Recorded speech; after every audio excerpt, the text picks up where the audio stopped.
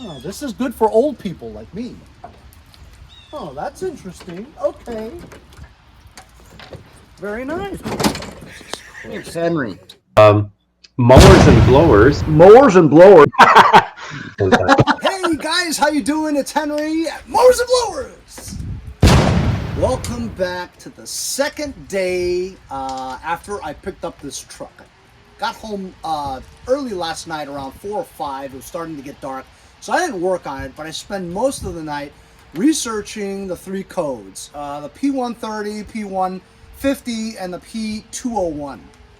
So the 130 and the 150 are very common known OBD2 codes for every car, but especially for this car, it is the O2 sensors. I did some research on it, and they said that Ford actually has a bulletin on it. Now, a bulletin means it's a free repair for cars that are still under warranty. Obviously, this car being 12 years old is no longer on warranty, so they probably wouldn't waive the fee, so I'd probably have to pay for what's called a software update, which is what would clear this up, is what they said in the forums. Or you can just swap out 2 O2 sensors. It's not really a big deal. The third code is P0201, which is a cylinder number 1 fuel injector, okay? Which means that either there's a loose wire on the fuel injector, the pigtail's kind of worn from the heat of the manifold and the engine block, or it could be that you just need to clean it. And people clean fuel injectors with carburetor cleaner, you know, or you could just replace the fuel injector, which is not expensive, like 30 bucks. So I'll probably have my local guy over at Frank's Car Care do it for me. He's the guy that works on my van when I don't feel like it. You guys know when I had my van, I didn't do a lot of the work because he's very reasonable, and also he has to do inspection anyway, so why not give a local mechanic some business, right? Okay, my buddy Andy from Jericho's here again because he returned my car. He stole my car last night and he drove it home. He filled up my gas tank. I'll pay him back. So the 2 other warning lights, and I'd never driving home from Brooklyn, I never got a check engine light at all. All right, Andy says he saw it, but I never saw it. So, which is good. You know, I'm driving at 30 miles, no check engine light. So perhaps the 3 codes were so minor that it may pass emissions inspection anyway. But the 2 main codes that were popping up as I was driving, not codes but warnings, was the right rear door ajar, which is another common problem for these F-150s, right? And also the low tire pressure. So I'm gonna pump up the tires a little bit. I'm gonna fire up my air compressor and get some air into here, see if that pressure light goes off, the icon. And then I just looked. There are 2 wires completely not connected to the harness on that right rear door. I'm pretty positive that that's the issue. Okay, so you guys ready for the bad news and why I thought that I was stealing it? Apparently, the only person that got stole from is me! I'll tell you why. So my buddy, Bill Martini, who's the shop foreman, technician over at Volkswagen, he's a mechanic. I talked to him last night about the codes and all that, and he told me, he goes, "Did you look at a Carfax?" I says, "No, but I'll probably buy one." He's like, "Send me the VIN number. I'll pull up a Carfax for you for free tomorrow." I'm like, so he sent it to me. And I didn't really know if I wanted to know what was in the Carfax, you know? Because all I see is a beautiful truck with no rust, and I felt like I got a great deal at $8,500, right? Wrong! You know how many real miles are on here? Well, how many miles is it showing? It's showing 90,000 miles. And how many miles are actually on it? 302 was the last recorded mileage on the Carfax. So this could have 400,000 miles. You couldn't know it by driving it. Engine sounds strong, responsive, smooth, Like I said, I drove it all the way from Brooklyn, 30 miles at varied speeds between, bumper to bumper traffic and also like 70, on the stretches. There's no indication that this engine is gonna die anytime soon. There's no smoke anywhere. There are no leaks anywhere. Except for last night when it was raining. It's still raining right now. Andy noticed a little bit of moisture on the rear area. It's a hard top roof. Where's the leak coming from, right? So there's a little bit of dampness right in that area. I'm thinking that it's the third light.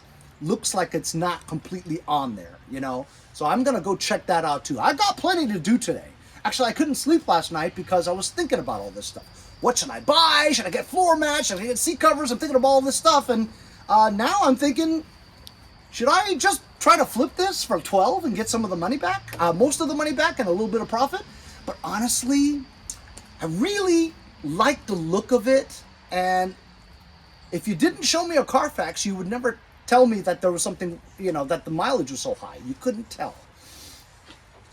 Also, some of my subscribers pointed out to me during the week that I was looking for a vehicle. And they said that, Henry, the 2004 through 2010 Ford F-150 trucks have a recurring issue with their 3-valve 5.4 Triton engines. This is a 5.4 3-valve engine. And it's got 300,000 miles on it. So obviously that chronic problem is not all of them. It's just some of them that people complain about. Obviously this one doesn't have that issue. My only big thing right now is that it has 300,000 miles on it. It's unknown to me whether or not this engine has been rebuilt. I'm almost thinking that it is because it runs like it's new. Guys, last night driving home, it was smooth. There was no issues whatsoever. It drives like it's new. Responsiveness, like I said, and also the brakes and the suspension are like new. It feels that way. I don't find anything wrong with it other than the little bullshit stuff around here. You know what I mean? And the 3 codes, which I don't think is going to be too tough to clear and pass inspection and then eventually register this thing. So, Andy was saying, what are you going to do? Well, I have options. I could try to list this locally for like 15, see if some nut would buy it, right? Without pulling up a Carfax, which by the way, if it wasn't such a hectic and shady situation last night, I wouldn't have, because the right thing to do would be to buy a Carfax for $40, right? So you know the whole history of the car. But by the time I did that, this car would have been sold. I'm pretty sure. Because people around here, if they want to buy something really quick, they don't go and pull up a Carfax. Unless you're a very, you have to be a good buyer. If you're looking at a used car and you're spending a lot of money, a Carfax is almost a must. But like I said, I'm in this for $4,500 of my own money, you know what I mean? So not a big deal. Look at the rims. Rims are like $1,500 right there. And the whole truck itself, like I said, is solid. So all in all, was I duped? Sure, I was duped, right? But is it a complete loss? No. It drives like a new car. So I think I'm going to just keep it for a while, register it, drive it as normal, right? And also remember, it's not a 4-wheel drive. I found out it's a 2-wheel drive. It's rear-wheel drive only, which is why I didn't see any knobs to shift from 2 to 4. So that's it. It is what it is, right? I'm still very happy with the truck. I almost wish I didn't read the Carfax, because if I didn't read the Carfax, you'd never know it has 300,000 miles on it. Hold on. You're supposed to go like this. Don't Just film you it. do it. I'm filming. Oh, it does work. Oh, it does? Yeah. Oh, so Andy was checking out to see this feature that comes with the truck. It's a step with a rail, and he couldn't get it out before. But now It's you missing can. a floor piece here, but it's all right. Oh, that goes over here? Yeah, that broke off. Oh. Oh, there it is. Okay. Watch! Shins right there, dead. Oh, this is good for old people like me. Oh, that's interesting. Okay. Very nice. Christ. Also, every truck that I saw had rust in this area. And unbelievably, this one doesn't have any rust. It's crazy talk. You know what I'm saying? So this is the 5.5 foot bed.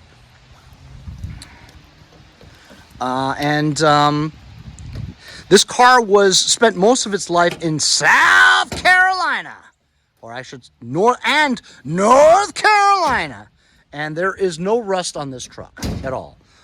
It had a small fender bender on this side, as well as the right rear over here. But I mean, you know, you couldn't tell. It's obviously minor because the frame is super straight. I think the child thing is done here. Also, I think that the water might be coming from the third light that doesn't seem to be completely flush on there. So water may be leaking in there. I'll check that out later too. Let me try to get this door open, and I'll show you the two wires that are loose on the harness. So here is the harness, and look at that. There's two wires that are actually they look cut, you know. So that is probably the reason for the right rear door ajar. But maybe if I connect it, the power locks will work again, and this thing will, because I couldn't get out of this. I couldn't open the door from the inside. I can only open from the outside, and this thing doesn't lock on its own from the power locks. Is there a child safety latch or something like that that doesn't allow me to open the door from the inside? I have to look. So I can't find the child safety whatever latch. I don't see anything here. But Andy was over there, and he was pulling this, and he felt like this was gripping onto something to a latch. I don't feel anything. Like when you pull on this, I don't feel like it's gripping anything. It's just like freewheeling, you know, not touching anything. And so that's probably why I can't open the door.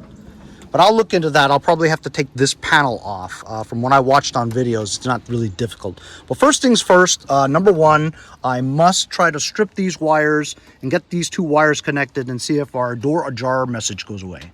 So I'm back. I just had to drive Nameless back because remember, he drove my car to his house so that I could drive this home. Just drove Nameless back to Nameless. On the gun channel, Andy from Jericho is Nameless. Anyway, so on the way back, I bought some Mega Millions because it's almost $1 billion from Mega Millions this week. And I stopped by my local mechanic, right, over at Frank's Car Care, but his name is Scott. He's a gun guy too. Anyway, he told me that to bring it in on Monday. Today is Friday. Bring it in on Monday, and he's going to give me an oil change. He's going to try to fix the fuel injector problem and try to see if he can fix the O2 sensors without going to Ford.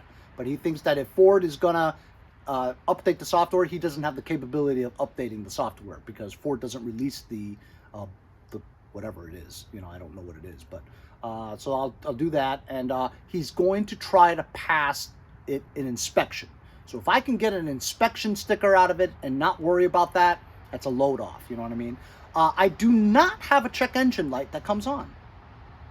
So, and on my OBD2, when I connect it, it does show the codes, but when you go into the codes, the details of each step, whatever, it says pass. So maybe the codes aren't serious enough to fail inspection, which is why the check engine light is not on. I drove it for 30 miles and it's not on, so that's good, I guess. I'm gonna get started now on putting those two wires back together to get rid of the door ajar signal. Also, I don't think the handle is connected to the rod that opens the door, so you can't open the door from the inside, only the outside. So I have to take the panel off and see that. I'm gonna fix the third brake light. Maybe the water's leaking from there, and we'll do that today. Hopefully. I'll get started.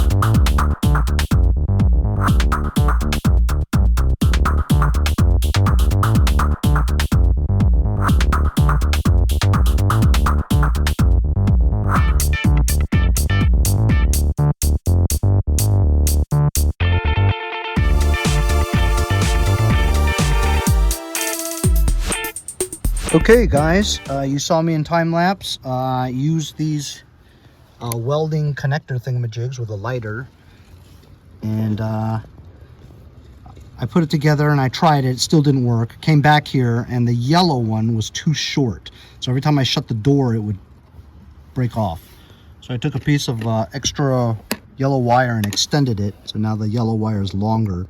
It seemed to be the yellow wire was just, you know, too short. So I'm gonna now wrap this up after I check it and see if the dome light goes out and the door ajar message goes away. Okay, I'm in the truck now. Dome light is still on. I'll stick the key in, see if the door ajar message goes away.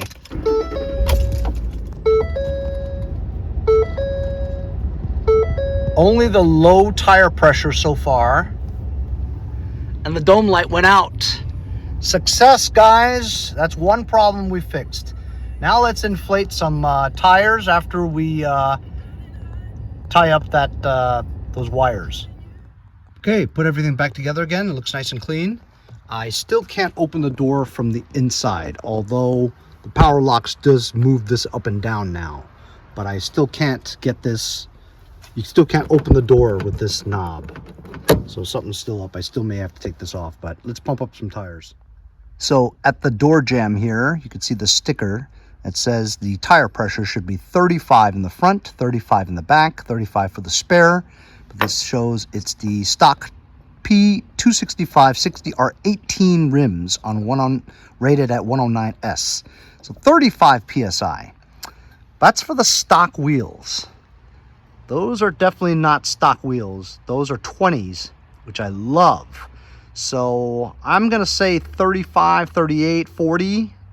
Let's check the tires and see what it's at. I just charged up my air compressor. Actually blew a fuse because it draws too much power. Let's see how much PSI is in here. 30, so that's not terrible. 29. So I'll try to get all these to 35, 38, something like that.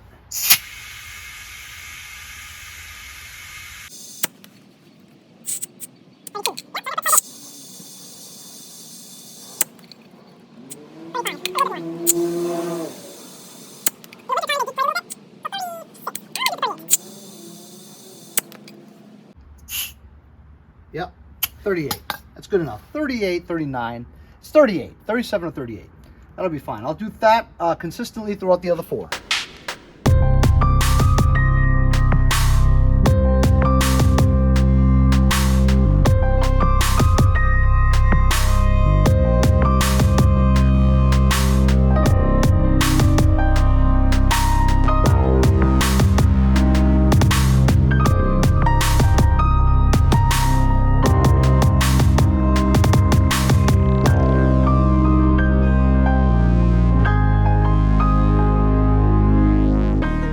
Both fronts were about 30. The one in the rear, right rear, 20. 15. So the rears were really low. 20 and 15, 30 on the front. They're all 38 now. So I don't think if you turn on the engine, it'll tell you that the low tire pressure will go out, because you need to actually cycle the TP tire pressure sensor monitor. Okay, now it still says tire pressure fault monitor, whatever. But we got air in the tires, which is important. This is wonky too. There's no key for this, so you couldn't open it, right? So I had to sort of pry it open. It's not spring loaded, which I believe it should be, right? Spring loaded? It's not. And the key, you don't have the key, so I took this screw off so that it at least sort of catch.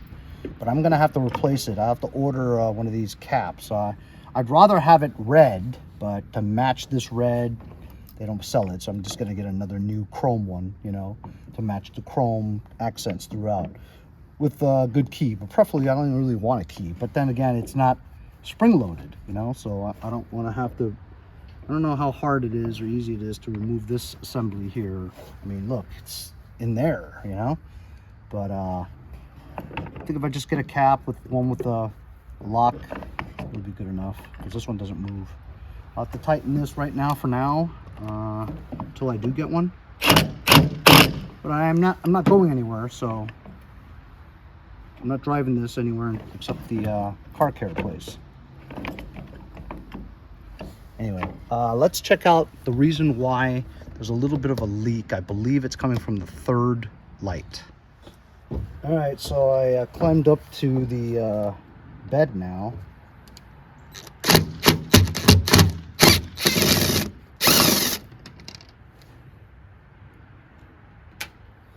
Just gonna take these off and check out the gasket for this.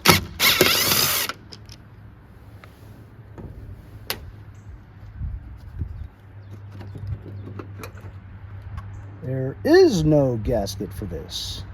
It's supposed to be a gasket here so that water doesn't go inside here. Well, there's no water in it, so. There is a slight gasket, but it's like weather stripping, not really rubber, and it's wet. So if you look at under here, you could tell that dirty water has been trickling through here on the bottom. So there is water getting in there. So what I'm going to do is I'm going to get some RTV silicone and just go on top of this gasket there. I'm going to dry it off first.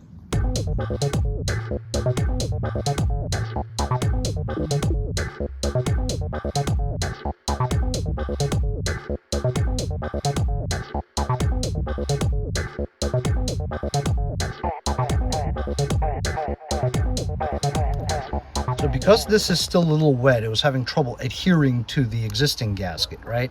So basically I just did a coating over the existing gasket, and I'm gonna just let it hang here and let the silicone kind of dry a little bit so it creates itself a solid form, so that when you put it back on here and drill it in, it acts like a, you know, like you have a rubber strip there and it pushes in. So I'm gonna let it dry and harden up a bit.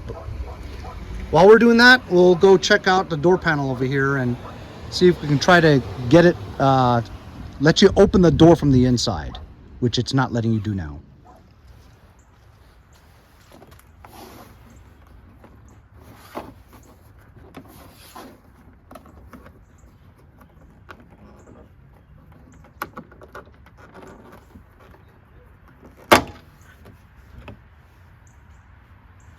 Just like the YouTube video said, it's just that easy to take it off.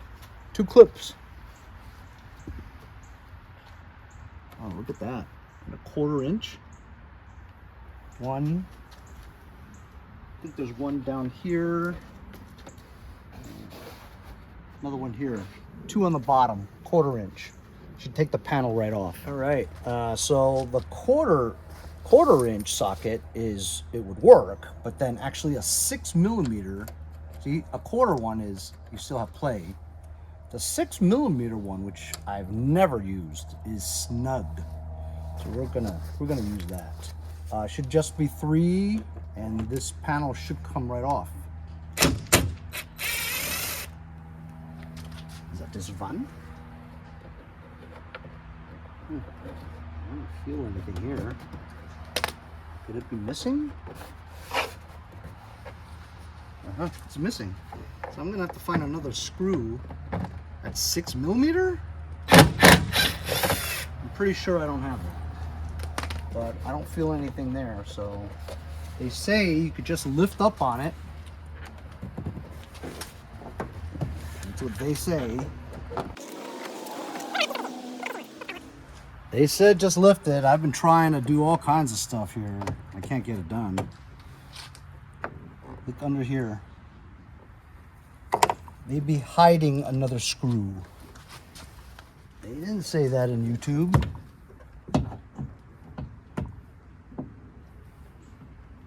And this is not even that size. That's odd. Maybe I don't have to take that out. Put the 1/4 in there and see. That's not going to fit either. How about that? How about it?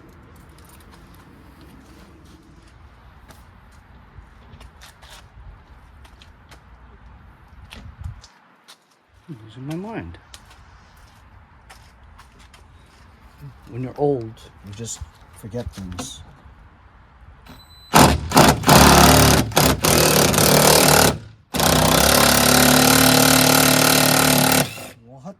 hell? No way that's normal.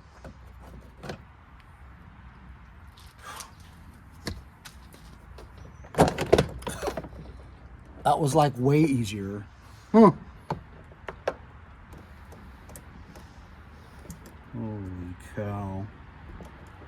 A lot of stuff. Here. You see that?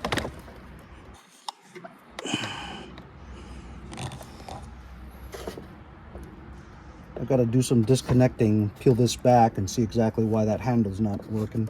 Oh wait, here. This cable goes over here. I just let it hang. You usually shouldn't let things hang.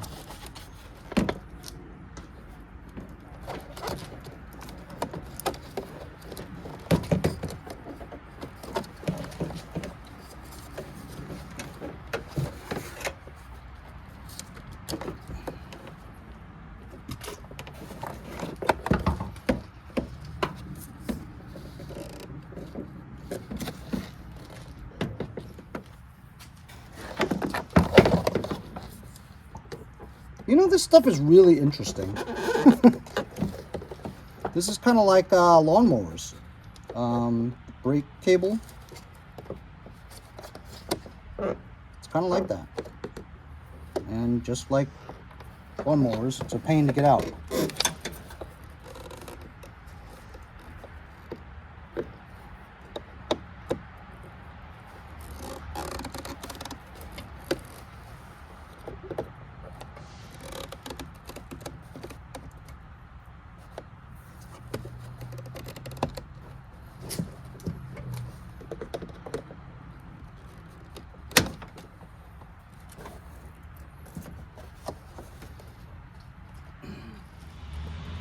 So the handle pulls this.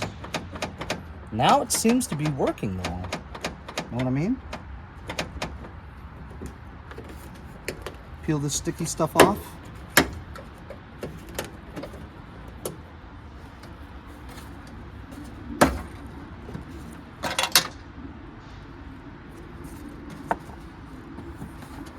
It's just this. I don't know how they went. We'll keep it here. It doesn't appear that anybody's been in here. Maybe.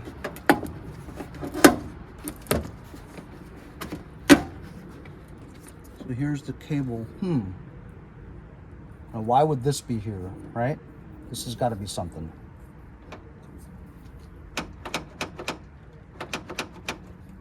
I'm gonna go in the car and see if I pull this, if it opens.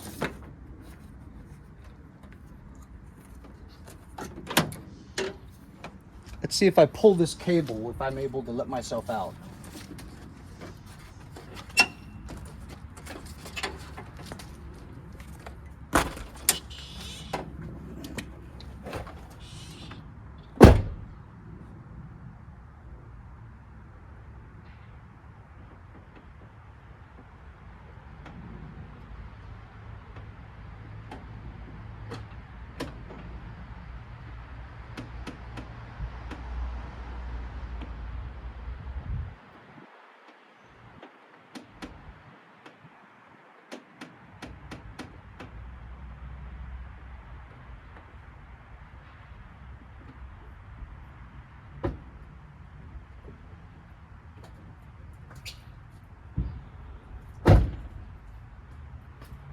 Nope, I was not able to get out, so it doesn't work.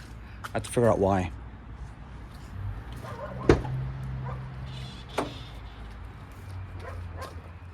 All right, fellas, check this out. So when you close the door, this pushes down and that thing locks it. When you pull the handle from the outside, which works, it releases it, right? So if you close the door again and you use the handle, does it do that? it doesn't. So using the handle inside the door, it does not release it. But when you pull it from the outside, it does. Huh. Well, do I have to take out this thing in here? Holy cow. Oh my God. You want to know something? I'll show you what I found out. I went to go look at the other side. Stupid. I'm such an idiot. That side was missing this sticker. So I went on this side and I looked at the sticker. The sticker says vertical is unlocked. That other side is horizontal. There's a thing in there. You see it? It's a key-shaped thing. This is vertical, so you can open it from the inside. This one here is horizontal, but it's missing the sticker, so I didn't know.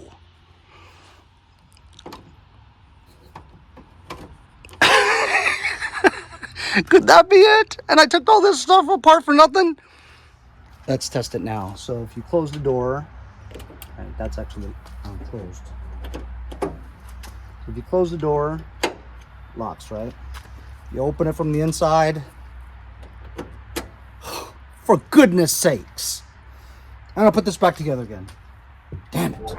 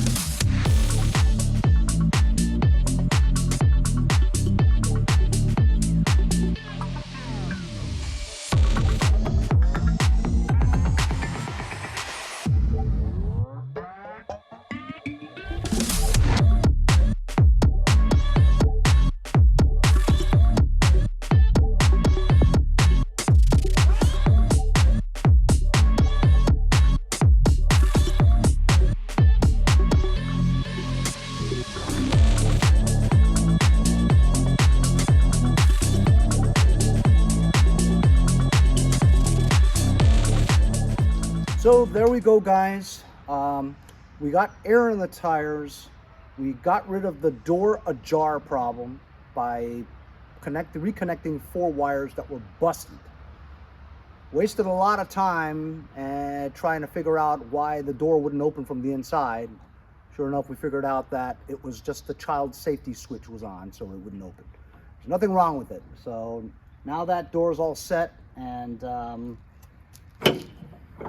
I let that dry a little bit, and now I screwed back on the 3rd light. So now my dome light doesn't stay on all day because the door is no longer ajar. And when I open the door, the dome lights should go on the inside, and 2 white lights should go on over there. It does. So we're all set. I'm gonna step on the brake. Tell me if you see the brake light go on.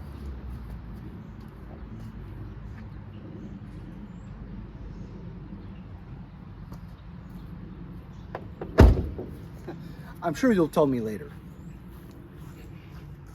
So all in all, a pretty good day. Yes, we did find out it had a ton of miles more, triple more miles than I thought it had. I wish I never looked at the Carfax, but honestly, I have to treat it as if I didn't know, you know. There's no signs of it being that much mileage because the engine runs strong and solid. In the Carfax, there was like 40 different services. So therefore, this car had 40 oil changes. Also, there was 4 owners in it. One owner was a personal guy, you know what I mean? Anyway, it showed on the Carfax that he drove it an average of 50,000 miles, okay? So he had it a couple of years. This could be the bulk of highway miles that guy did, and also he serviced it regularly too. It's just to show you that if you give it regular oil changes, the blood of the heart of the car, it's gonna last a long time, you know what I mean? And I like the truck so much. What's there not to like? It is a great looking truck, and I didn't pay what I thought I was going to pay for something like this, right? Granted, the engine is an old, aging engine, but then again, you don't know whether or not the engine's been rebuilt or not. I just don't know. It could be, you know what I mean? If this lasts me a few years, you know, it's pretty good. I'm just going to hold on to it. I'm going to register it after I bring this to my local mechanic over at Frank's Car Care. He said on Monday I'm going to bring it over. He's going to do an oil change for me. He's going to try to pass inspection for me. So I'm looking forward to that. If I get an inspection sticker, it means that those 3 codes were not serious enough to fail inspection. They're minor codes, you know what I mean? And then I will look into going to the Ford dealer and having them probably do an update on the software to fix that. But the car drives fantastic like it's new. So there's no reason for me to think otherwise that, you know, there's a time bomb ready to blow up, right? I can't think that way. I just have to enjoy the truck. And we fixed a bunch of stuff today. Hopefully the leak in the third light, the right rear door Ajar message. We put air in the tires, so when you drive it around, the sensors will pick it up and maybe that fault will go away. If not, I could just erase the code with my OBD2 diagnostic tool. I have to spend a day cleaning up the inside because there's a lot of yucky paint, sticky stuff inside, and I want to just wipe it all down and stuff. But I've had just about enough that I want to do today. But I'm interested to see what you guys would like to say about the truck, about my experience getting scammed, if you will. In the beginning, I thought I stole it from them, but in reality, they actually stole money from me, right? I guess you can look at it in a way that, yeah, they could have stole money from me, but if this lasts me what I need it for a few years, isn't that all worth it? You know what I mean? Like I said, if you take care of it, man, it'll last forever. And I plan on taking care of it, you know? But anyway, thanks a lot for joining me today. Also, let me know what you think about the fact that it has the V8 5.4 liter 3-valve, right? The 3-valve always has its issues, but if it had so many issues, this car has 300,000 miles on it. So I guess that issue is not existent in this engine. Or maybe it did happen, but who knows? But it doesn't show up on the Carfax as any major mechanical service that was done to it, you know. So just a lesson for you guys. If you guys are looking for a car that is your family car, a daily driver, something that you're going to spend a good amount of money on, get a Carfax. It's definitely worth it, and I've definitely learned my lesson. With this case, this is just my play, fun, hobby, work, YouTube truck, right?